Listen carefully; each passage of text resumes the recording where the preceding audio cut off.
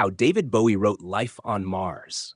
David Bowie's Life on Mars has an interesting backstory. In 1968, he wrote a song called Even a Fool Learns to Love, using the melody from a French song called Comme d'habitude, written by Claude François and Jacques Revaux. But before Bowie could release it, Paul Anka bought the rights, rewrote the lyrics, and turned it into My Way, which Frank Sinatra made famous in 1969.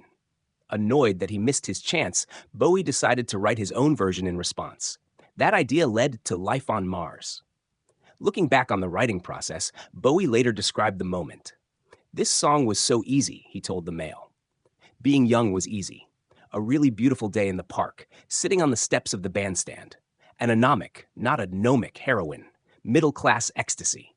He painted the scene in just a few words. A warm afternoon in Beckenham's Croydon Road recreation ground, where he'd often sit and let ideas form. The anomic heroine is the girl in the song, someone feeling lost and disconnected.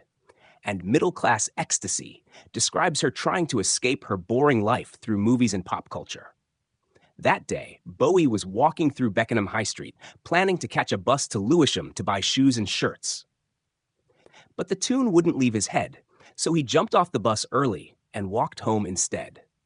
By late afternoon, he'd finished both the lyrics and melody, writing the whole thing at his upright piano in one sitting. A few weeks later, Rick Wakeman added the piano parts, and Mick Ronson created one of his most memorable string arrangements. The result? One of Bowie's greatest songs, a surreal ballad about dreams, disappointment, and the search for meaning in a world that doesn't quite make sense. Bowie returned to Life on Mars throughout his career, performing it on every major tour. When he played it live for the last time in 2006, it had become more than just a response to someone else's song. It was one of his defining masterpieces.